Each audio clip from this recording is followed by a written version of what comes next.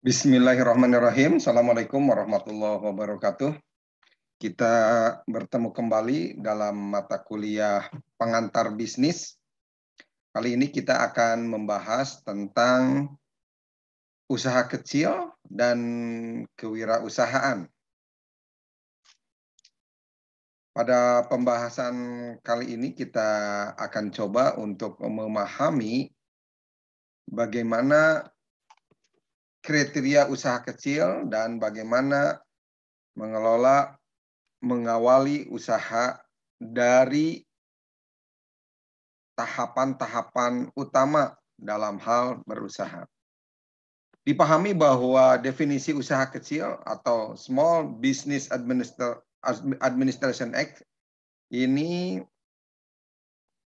sebuah perusahaan yang berdiri sendiri, dimiliki dan diselenggarakan sendiri, serta tidak dominan dalam bidang operasinya. Menurut Ebert dan Griffin, usaha kecil merupakan usaha yang dimiliki dan dikelola secara bebas, dan usaha ini tidak mendominasi pasar. Di sisi lain, usaha kecil ini bukan merupakan bagian atau cabang dari perusahaan lain. Yang menjalankan usahanya adalah pemilik sendiri, bekerja dengan bebas sesuai dengan kesanggupannya. Selanjutnya kita lihat kriteria usaha kecil dari Komite for Economic Development. Ya. Di sini usaha kecil dimanage atau manajemennya dilakukan secara bebas, berdiri sendiri. Biasanya pemilik langsung menjadi manajernya. Modal berasal dari pemilik atau kelompoknya.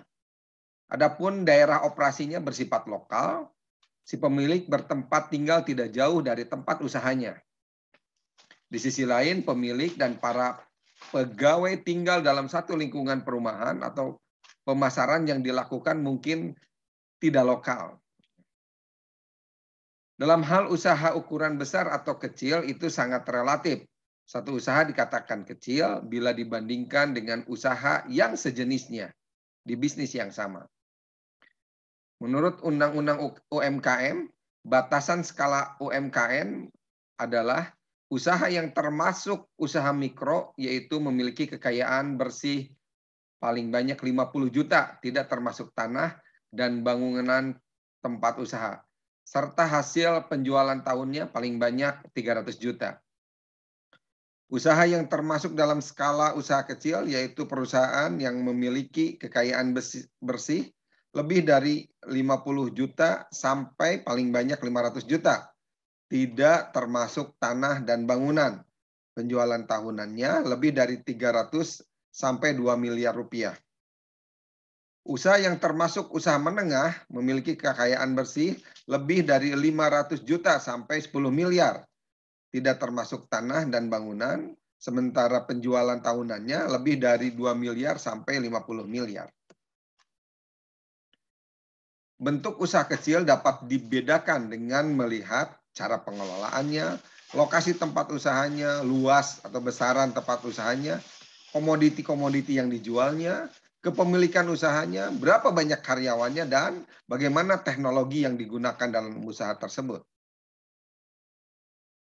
Menurut Clifford, ciri usaha kecil adalah manajemen dilakukan atau dikelola oleh pemilik, sangat tergantung pada pribadi seseorang, yaitu pemiliknya. Lalu juga daerah operasinya bersifat lokal, dengan modal yang sangat tergantung pada sumber dari dalam usaha itu sendiri. Perbandingan ciri-ciri utama dari usaha kecil dengan usaha besar kita lihat. Usaha kecil umumnya dikelola oleh pemiliknya, struktur organisasinya sederhana, pemilik mengenal karyawan-karyawannya, persentase kegagalan perusahaan cukup tinggi, kekurangan manajer-manajer yang ahli, dan biasanya modal jangka panjang cukup sulit diperoleh. Sementara usaha besar memiliki ciri biasanya dikelola oleh bukan pemiliknya, struktur organisasi yang lebih kompleks, pemilik hanya mengenal sedikit karyawan, persentase kegagalan perusahaan lebih rendah, terdapat banyak ahli manajemen, lalu juga modal jangka panjang relatif mudah diperoleh. Di sisi lain, dipahami bahwa konsep kewirausahaan, ya tadi berkaitan dengan usaha kecil, secara etimologis wira dipahami sebagai manusia unggul, teladan, berbudi luhur, berjiwa besar, berani, seperti pahlawan, pendekar kemajuan, dan mempunyai keagungan watak. Swa itu sendiri, sta berdiri sendiri. Lalu dipahami bahwa wirausaha sama dengan wira swasta, yang di dalamnya ada keberanian, keutamaan, serta keperkasaan dalam memenuhi berbagai kebutuhan serta memecahkan berbagai permasalahan dengan kekuatan yang ada pada diri sendiri. Ada beberapa sifat yang harus dimiliki dalam berwirausaha, yaitu percaya diri, harus berorientasi pada tugas dan hasil, berani menanggung resiko, memiliki kepemimpinan yang kuat, inovasi yang berkesinambungan, dan berorientasi ke masa depan. Adapun kunci sukses kewirausahaan, ini bisnisnya harus tumbuh dari bawah, dari keinginan si wirausahawan itu sendiri. Memiliki konsentrasi pada bidang usaha yang dikuasainya, memiliki reputasi yang baik di bidang usaha yang dijalaninya. Di sisi lain, modal hanyalah pelengkap dari reputasi tersebut. Ada beberapa hal yang menjadi motivasi berwirausaha.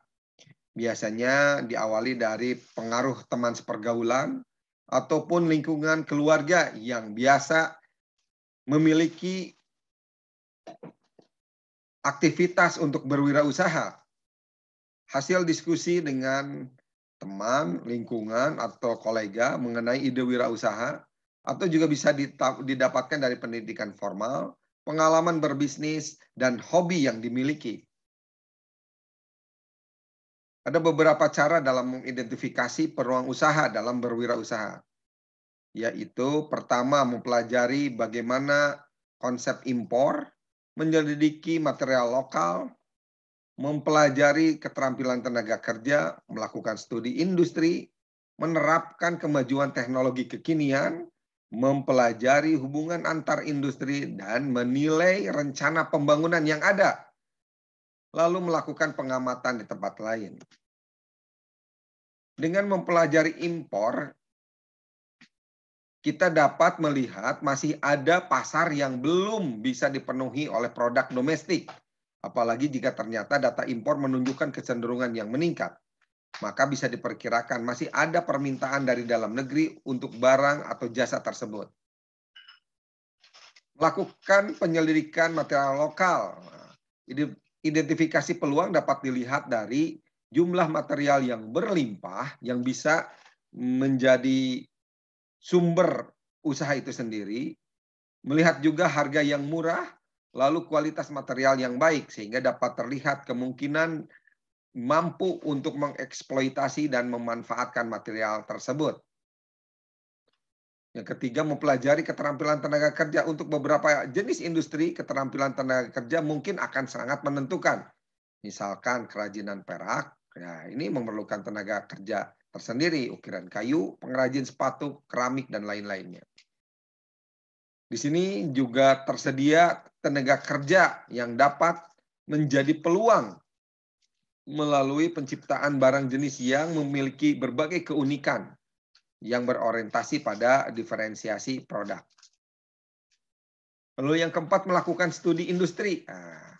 Peluang usaha bisa dilakukan dengan melakukan studi industri, di mana berbagai kesempatan dapat ditemukan pada industri yang sedang berkembang. Misalnya perkembangan industri kayu lapis merupakan indikator bahwa sektor tersebut masih menguntungkan. Meningkatnya ekspor udang, baik kuantitas maupun harganya menunjukkan kesempatan usaha pada bidang pembudidayaan udang masih terbuka. Selanjutnya, peluang usaha dapat dilakukan dengan menerapkan kemajuan teknologi yang terbaru. Penerapan dapat dilakukan karena teknologi saat ini berubah sedemikian cepat, sehingga pebisnis dapat menerapkan kemajuan teknologi tersebut dalam bisnisnya.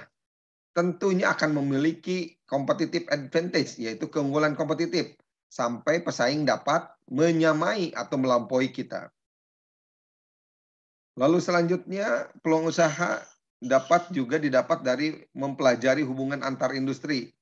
Pertumbuhan satu industri hampir bisa dipastikan akan dapat menciptakan industri lain, baik sebagai supplier maupun sebagai supporting product. Ya. Identifikasi peluang ini dapat dilakukan dengan memperhatikan, menganalisis bagaimana input dan output dari industri tersebut. Sehingga pada akhirnya kita akan melihat industri mana yang bisa mendukung kemajuan industri yang sudah maju. Itulah menjadi peluang usaha. Lalu juga dengan menilai rencana pembangunan. Rencana pembangunan yang dilakukan pemerintah atau proyek-proyek yang besar tentunya akan menciptakan kebutuhan berbagai barang dan jasa, baik yang belum ada maupun yang sudah ada. Nah, di sisi kita bisa membaca peluang itu untuk menyediakannya. Lalu juga melakukan pengamatan di tempat lain. Dengan adanya pelaksanaan bisnis proyek di tempat lain mungkin dapat menjadi peluang bisnis di tempat kita. Lalu juga melakukan proses kreatif, penyesuaian dengan karakteristik tempat di mana bisnis akan kita laksanakan seperti di tempat lain telah ada bisnis tersebut. Demikian pembahasan kita kali ini mengenai usaha kecil dan kewirausahaan, mudah-mudahan bermanfaat. Kita bertemu kembali di pertemuan selanjutnya. Assalamualaikum warahmatullahi wabarakatuh.